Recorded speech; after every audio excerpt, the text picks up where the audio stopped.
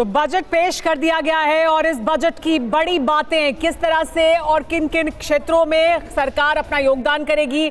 Manufacturing को बढ़ावा देने के लिए सरकार ने बड़े कदम उठाए हैं, लेकिन देखिए कौन कौन से बड़े ऐलान हैं हम आपको बता रहे हैं। एवीसीजी कंटेंट क्रिएटर लैब निर्माण किया जाएगा। ग्राफिक कार्ड्स के लिए बजट में इनकम टैक्स में कोई बदलाव नहीं किया गया है, यानी इनकम टैक्स स्लैब में कोई बदलाव नहीं किया गया है। कोई रिबेट भी जो मिलती है उसमें कोई बढ़ावा किया जाए वो भी नहीं किया गया है, लेकिन आसानी की गई है।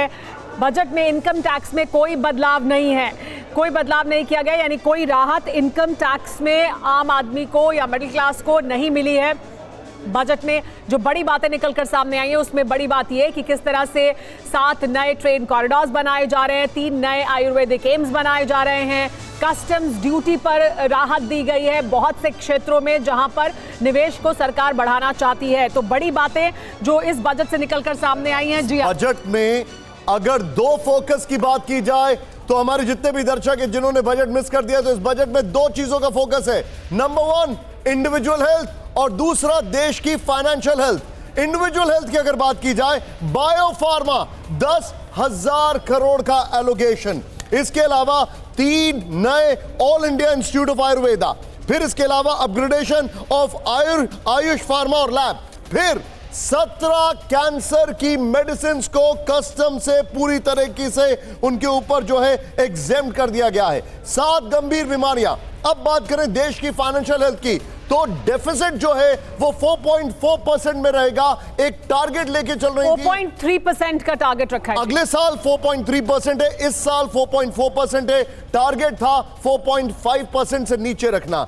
दूसरी बड़ी बात जो उन्होंने डेट टू जीडीपी कहा है वो 55.6% है, और जो टारगेट उनका लॉन्ग टर्म है वो अराउंड 50% है। यानी देश की फाइनेंशियल हेल्थ और इंडिविजुअल फाइनेंशियल हेल्थ, ये इस बजट का फोकस है अगर बड़ी बड़ी बात की जाए। सुबेरा जी हाँ, तो बड़ी बात दरअसल ये जो तस्वीर निकलकर सामने आई कि सरकार ने दरअसल ये कोशिश की है, ऐसा लगता है, हम हमारे एक्सपर्ट्स इस पर बात करेंगे कि कुछ क्षेत्रों में जिसमें कि भारत तेजी से आगे बढ़ सकता है उसमें खास तौर पर ज्यादा सरकार पैसे डाल रही है। फिर चाहे वो फार्मा सेक्टर और बायो फार्मा में इस वजह से एक बड़ा इन्वेस्टमेंट होता हुआ दिखाई दे रहा है, चाहे वो नारियल, कोको और इन तमाम क्षेत्रों में, सैंडलवुड में, इसमें भी सरकार निवेश ज्यादा कर रही है। जो टूरिज्म सेक्टर है उसको बढ़ावा देने के लिए सरकार निवेश करने की बात कर रही है। लेकिन इनकम टैक्स में कोई रिबेट ना मिलना, कोई राहत ना मिलना, इसे किस तरह से देखते हैं। हमारे साथ जयेंद्र मल्होत्रा जी मौजूद हैं, उनसे हम बात करेंगे। जयेंद्र मल्होत्रा जी, ये जो कहा जा रहा है कि कोई राहत नहीं मिली है, लेकिन आप किस तरह से इसे देखते हैं? सिर्फ 5% रही। डिफेंस बजट तो नहीं बढ़ा, मुझसे पूछा था कि कुछ भी नहीं बोला ही नहीं है। डिफेंस कोई सरप्राइज ना दिया जाए, इस पे कोई सरप्राइज ना हो। इनफैक्ट वही हुआ।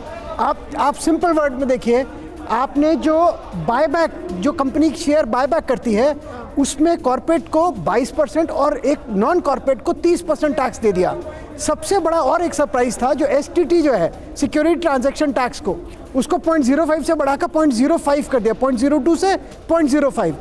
इनकम टैक्स का पता नहीं, मुझे नहीं समझ में आया, कुछ ना कुछ जरूर मजबूरी रही होगी। सर, ये मोटर एक्सीडेंट क्लेम की रकम को इनकम टैक्स से छूट, ये क्या मतलब हुआ? जो आपको क्लेम मिलता है मोटर इंश्योरेंस, जो इंश्योरेंस कंपनी आपको क्लेम देती है, हाँ। कई बार क्या होता है, वो जो क्लेम होता है वो आपका जो जितने का आपका एसेट नहीं उससे ज्यादा का आपका क्लेम हो जाता है, उसके बीच का जो गेन होता है वो टैक्सेबल होता है। उन्होंने उस पे भी आपको टैक्स एग्जेम्पशन दे दिया। वो ज्यादा कुछ, अच्छा ठीक है, हमारे पे कुछ ज्यादा फर्क नहीं पड़ना। स्टॉक मार्केट अच्छे से नहीं कर रहा है सागर। स्टॉक मार्केट अभी जैसे ही बजट खत्म होने वाला था उसके ठीक पहले मैं देख रहा था अराउंड 1% से नीचे मार्केट टूटा हुआ था, लेकिन बजट जैसे ही खत्म हुआ, सागर स्टॉक मार्केट पे बता रहे हैं, go it, please hold it. Sagar stock market पे बता रहे हैं, सागर गो इट। हाँ, लगातार गिर रहा है, लगातार गिर रहा है। 24 हो गया, 2400 पॉइंट। जैसे ही खत्म होने वाला था ठीक पहले 1% से कम गिरा हुआ था, लेकिन अभी इस वक्त 2% से ज़्यादा 2.5% के आसपास गिर चुका है। इसका मतलब ये बात समझ में आ रहा है कि स्टॉक मार्केट को, बाजार को ये बजट बिल्कुल पसंद नहीं आ रहा है। क्या इसके पीछे की वजह है tax on buyback on all types of shares as capital gains, या फिर इसके पीछे कुछ और वजह है? एसटीटी एक बड़ी वजह है। एसटीटी को बढ़ा दिया गया है, जबकि उम्मीद ये थी कि एसटीटी को घटाया जा सकता है, लेकिन इस बार बढ़ा दिया गया एसटीटी को। एक बड़ी वजह। हमारे दर्शकों को सरल भाषा में समझाइए क्या है ये। एसटीटी एक ट्रांजैक्शन टैक्स होता है जो आपके ट्रेडिंग पर लगता है, जो आपके बाई सेल पर लगता है। ये टैक्स को घटाने की बात करी गई थी, उम्मीद भी था कि इस बजट में घटाया जा सकता है, क्योंकि ये टैक्स ऐसा है कि जो आप लॉस करो प्रॉफिट करो, आपको दोनों पे टैक्स लगता है। अमूमन तौर पे आप प्रॉफिट करते हो तो टैक्स लगता है, वो बात समझ में आता है, लेकिन आपके लॉसेस पर भी आप टैक्स पे कर रहे हो, ये उस तरह का टैक्स है। तो बात ये हो रही थी कि इसको घटाया जा सकता है, क्योंकि ऑलरेडी सरकार इससे बड़ा रेवेन्यू कमा रही थी। तो जब ऑलरेडी बड़ा रेवेन्यू कमा रही है तो इन्वेस्टर्स को थोड़ा राहत दिया जाए, लेकिन इस बार उसको कमाने के बजाय और बढ़ा दिया गया। तो ये बात मुझे लगता है ओके, जस्ट होल्ड इट। यहां पर संजय जी, क्या ये डायरेक्ट रिफ्लेक्शन है, स्टॉक मार्केट का reaction is the direct reflection कि बजट कैसा है, या स्टॉक मार्केट के लिहाज से गुड न्यूज नहीं है, ये उसका रिफ्लेक्शन है? आई थिंक स्टॉक मार्केट के लिहाज से गुड न्यूज़ नहीं है, तो उसका मेजर रिएक्शन होता है। हमारी मार्केट्स काफ़ी इमोशनल हैं, तो वो जो दो चीज़ वेट कर रही थी कि LTCG 0 होगा, वो हुआ नहीं, और STT जो है वो 2 गुना इंक्रीज हो गया, तो उस वजह से मार्केट्स आज अभी निफ्टी 500 पॉइंट्स डाउन है। योर टेक सर, आपका टेक सर इस पे। दीपक सर। जी दीपक सर। मेरे को भी ऐसा ही लगता है, क्योंकि देखिए क्या है कि मार्केट को उम्मीदें बहुत थी कि शायद आज निर्मला ताई कुछ अच्छा बोलेंगी मार्केट के, मतलब मार्केट के लिहाज से, लेकिन उन्होंने तो डबल सरप्राइज दे दिया बाय इंक्रीजिंग द STT, और कोई भी बेनिफिट नहीं दिया। दीपक जी, संजय जी और सागर जी तीनों मना कर रहे हैं सुमेरा जी। दीपक जी, क्योंकि ये कहा जा रहा था कि FIIs या जो विदेशी निवेशक है वो नहीं आ रहा है, या पैसा निकल रहा है लगातार, जो देश में निवेश कर रहे हैं उनको इंसेंटिवाइज किया जाए या उनको और राहत दी जाए, ऐसा नहीं किया है। तो क्या आपको इसके पीछे सोच दिखाई देती है, क्यों नहीं किया?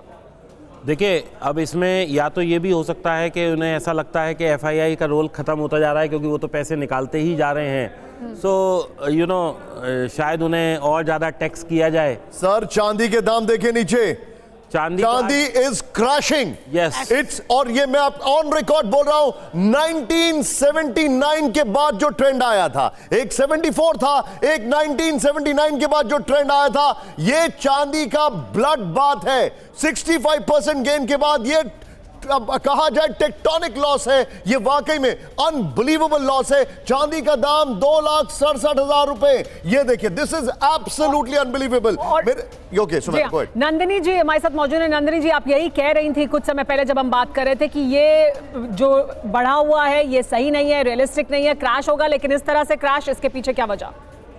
नहीं, देखिए, उम्मीद तो मैं कर रही थी कि क्रैश होगा, क्योंकि करेक्शन तो हुआ नहीं था। जो हमने सोचा था डिक्लाइन से करेक्शन आएगी, वो तो कुछ हुआ नहीं था।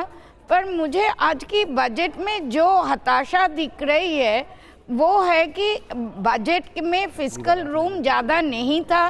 ये तो मानने वाली बात है, एक तरह की लाचारी थी, लेकिन इंडिकेटिव बजट हो सकती थी।